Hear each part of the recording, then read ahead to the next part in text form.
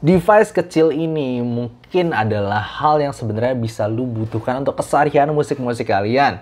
Dan gue akan jelaskan kenapa. Jadi halo dulu dan selamat datang di Aftersound Review. Dan ini adalah review gue untuk Shuanling Up 5 di harga sekitar 2,2 jutaan. Dan sebelumnya thank you dulu untuk GBX Audio yang udah kirimin sampel review ini ke gue untuk gue review.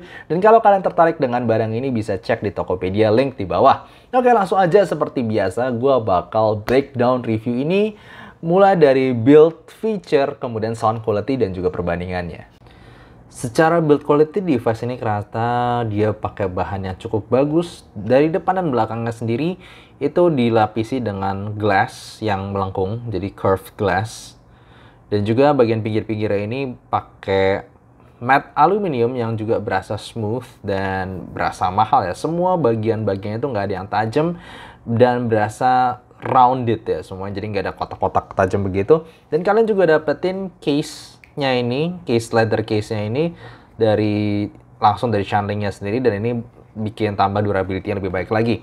Langsung aja kita bahas secara bagian depan, bagian belakang, kanan, kirinya. Depan dan belakang seperti yang gue bilang tadi pakai bahan glass dan nggak terlalu ada apa-apanya. Cuma di bagian depan ini kalian juga dapat screen. Gue nyalain dulu. Kalian bisa lihat. Nah, nyalainnya itu juga dengan volume wheel-nya ini ditekan aja. Nanti udah langsung dalam connected mode. Di sini ada baterai, ada Bluetooth-nya, ada volume-nya, dan juga ada codec-nya. Berhubung ini gue lagi pasangin sama iPhone gue jadi AAC. Kalau misalnya sama Android bisa sudah support yang LDAC juga. Pengoperasiannya sangat gampang, tinggal pakai volume ini. Dan gue juga suka dia tuh klik-klik-kliknya itu kedengeran kayaknya. Tuh ya, kedengeran ada klik-klik-kliknya itu dan itu presisi banget. Volumenya dari 1 sampai 100. Dan juga di bagian satunya lagi ini ada tombol untuk pause and play. Jadi untuk pengguna itu gue suka banget. Cuman kayak pegang gini doang di tangan kalian. Tinggal jempol untuk volume ataupun untuk nyalain matiin, dan juga pause play-nya pakai telunjuk. Buat gue ini penggunaan yang mantap banget. Di belakangnya sih nggak ada apa-apa, tapi di bawahnya ini ada charger USB dan sekaligus dia adalah colokan. Misalnya kalian mau menggunakan ini sebagai dongle, tinggal colok USB-C to USB-C yang kalian dapetin dari Shuanling-nya juga seperti ini. Dan gue colokin langsung di Samsung S10 Plus gue dan langsung connect tanpa perlu aneh-aneh. Dan bagian depan atasnya ini yang gue suka, dia punya koleksi plug yang udah lengkap. Dapat dari 3,5, lalu balance 2,5 dan juga 4,4. Paling nggak ada 6,3 single endednya, tapi ya itu biasa banget lah ya. Jadi gue ngerasa ini cukup lengkap dan simple. Ngomongin fitur, gue mau kasih tahu setara speknya dikit, yaitu dia pakai DAC ISS Cyber ES92119C dan Bluetooth 5.0 dan sudah support codec LDAC. Dan secara power untuk single ended single DAC 90 mW untuk 32 ohm, single ended dual DAC 112 mW 32 ohm dan balance 240 mW untuk 32 ohm. Dan baterainya sendiri menggunakan 680 mAh battery life dengan katanya 15 hour untuk SE single DAC. Dan gue sementara pakai ini udah semingguan, 5 hari. Ya nyari semingguan lah ya. Itu gue belum charge sama sekali, gue suka pakai beberapa jam lah ya. Jadi buat gue ini baterainya cukup oke.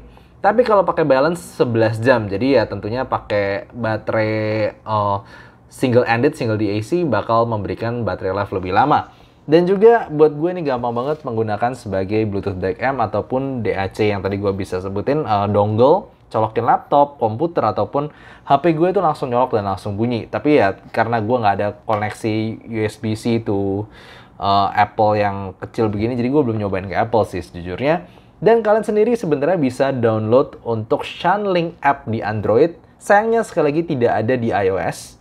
Dan bisa memilih beberapa opsi di sini yang gue tunjukin di screen recording gue. Dia punya pilihan filter, lalu ada equalizer juga, lalu balancing kanan kiri dan berbagai fitur lainnya. Cuman gue ngerasa gue nggak tahu ini bug atau apa di bagian yang petunjuk pencetannya apa aja itu kok latar belakang dan tulisannya sama-sama warna terang, jadi susah banget kebaca. Dan di sini gue juga bisa ngomong yang unik dari Shuanling Control App ini sendiri yang gue jarang ketemu di mana-mana, yaitu ada penggunaan single DAC ataupun dual DAC dari SE-nya, dari single ended-nya. Biasa single ended itu langsung dari sononya, kita nggak bisa milih. Tapi ya kalau pakai balance sudah jelas langsung pasti dual DAC. Ngomongin soal suara, gue ngerasa ini gue nggak terlalu bisa menyimpulkan pakai satu suara doang, karena di sini kalian dapat dua pilihan filter yang suaranya itu buat gue cukup jelas bedanya. Gini loh, gue punya berbagai DAC, DAC amp dongle yang gue pernah coba, ataupun Bluetooth DAC amp seperti ini, ataupun DAP gue udah coba banyak. Biasanya pilihan filter-filter itu perbedaannya tuh minimal. Yes, gue ngerasain ada bedanya, tapi biasanya minimum. Gue cuman harus benar-benar kayak perhatiin banget. Oh, ini dia bedanya di sini. Oh, ini dia bedanya di sini. Di sini, ini salah satu pilihan filter dengan suara yang jelas bedanya buat gue. Jadi di sini buat gue kayak lu dapet beberapa pilihan suara. Mulai dari filternya aja kalau kalian pakai di Shanling app-nya. Untuk yang linear phase fast, itu suaranya gue ngerasa dia cukup netral bright ya rasanya. Karena gue ngingetin gue sama Vio K3 ataupun KA1. Gue ngerasa vokal dan treble-nya itu agak kering secara tekstur. Dan juga gue dengerin beberapa kata S atau sibilance di beberapa lagu itu cukup jelas. Tapi bassnya gede, jadi bassnya kayak lebih gembuk daripada KA1 ataupun KA3. Cuman treble dryness and mid-range dryness-nya itu agak mengingatkan gue sama IM itu, walaupun nggak se-dry KA3 juga. Cuman a bit kesana, dan ketika kalian ganti jadi apologizing fast, itu suaranya totally berubah. Sibilance yang gue denger sebelumnya dipakai di linear phase fast, itu hilang, sama sekali hilang. Buat gue bassnya nggak terlalu berubah sih. Cuma gue ngerasa di mid-range sama treble, itu mid-range-nya makin sedikit berasa tebel. Di bagian vokal cowok, gue ngerasa ada sedikit tambah tebel, atau simply gara-gara S-nya itu hilang ya. Maksudnya sibilance-nya hilang atau gimana. Dan treble-nya itu juga semakin halus. Cymbal crash yang sebelumnya gue kerasa agak kering dan agak metalik secara timbre-nya, ketika gue ganti apologizing fast itu lebih natural, cuman memang tidak se-energik yang di linear phase fast. Jadi di sini buat gue dulu dapet dua tipe suara. Yang satu gue bisa describe sebagai agak V-shape mungkin si linear phase fast, karena dia nggak neutral to bright kayak KA3, bassnya masih lumayan gebuk, tapi mid-range treble-nya itu gue ngerasa agak energik juga. Dan satu lagi yang apologizing fast yang buat gue simply warm, tapi suaranya itu tetap extended atas bawah. Kalau lu tanya gue bakal bilang gue lebih suka yang apologizing fast. Nah, tapi ketika gue pakai dia sebagai dongle, itu ada, kita tiba-tiba tuh kayak kehilangan banyak opsi. Kita nggak bisa pakai app-nya tentunya di ininya ketika dia jadi dongle, dan juga kalian cuma bisa pakai ini ya, cuma pakai bisa volume buttonnya ini.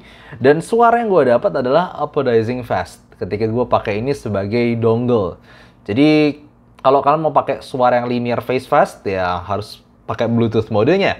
Tapi anyway, buat gue beda suaranya di Bluetooth mode sama jadiin dongle itu nggak beda jauh secara kualitas suara. Buat gue sama-sama aja, cuman sedikit lebih backgroundnya sedikit lebih bening itu ketika gue pakai sebagai dongle. Oke, langsung aja kemudian kita bahas ke teknikalnya yang buat gue pribadi ini sebenarnya cukup bagus di harganya, karena kita ngomongin harga 2,2 jutaan. Dan gue ngomong sebelumnya, gue lupa setahun yang lalu ya, gue udah review BTR5 dari Vio yang lama, karena gue tau ada Vio BTR5 yang baru sekarang yang 2021 version atau 2022, gue lupa. Tapi gue belum coba yang baru itu, gue coba yang agak lama.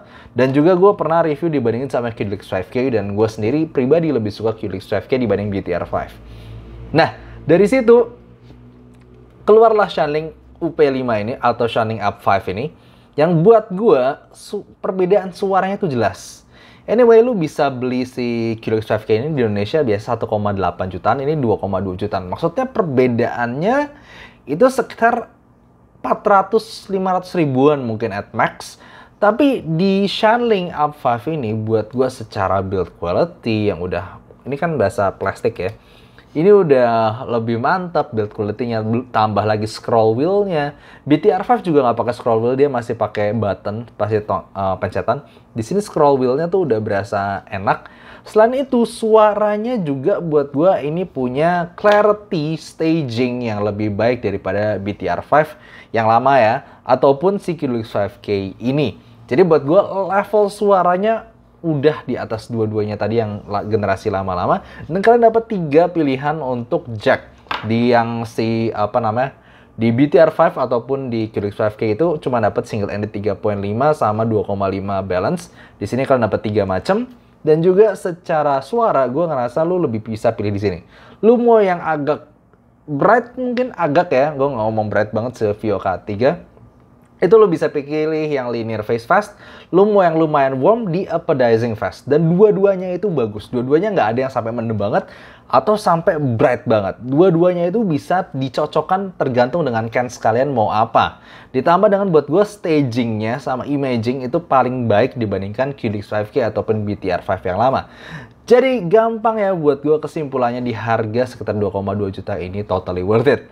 First of all, tentunya dia easy to carry, gampang banget, apalagi dengan pakai case-nya gini buat gue gripnya lebih enak ya, dia lebih kali ini kan fingerprint magnet juga ya, dia totally glass.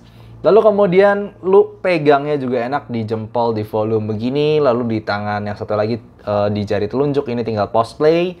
Dia juga lumayan powerful, maksudnya dengan 240 mW, gua rasa kebanyakan lu nyoba IEM juga udah cukup banget, kecuali kalau headphone berat-berat ya. Itu belum tentu buat gue kurang proper tentunya. Dan juga dia punya 3 tipe jack begini. Jadi kalau misalkan kalian bawa ini ke Meet Audio atau nyoba-nyobain yang mungkin di showroomnya, demo unitnya, di toko-toko gitu, kalian bisa cobain pakai 3 ini. Apalagi yang terpenting, selain fiturnya lengkap, penggunanya enak, juga suaranya buat gue mantap. Jadi gitu aja yang gue bisa ngomong dari SHANLink UP 5 ini. Buat gue ini udah lengkap banget. Jadi kalau misalnya kalian pingin yang bisa dongle, bisa Bluetooth DAC, gampang penggunaannya. Ini gampang banget gue kasih rekomendasi. Jadi gitu aja yang gue bisa bilang untuk SHANLink UP 5 ini. Jadi thank you udah nonton, semoga kalian suka. Dan kalau kalian suka jangan lupa kasih like dan subscribe. Dan see you next time, bye-bye.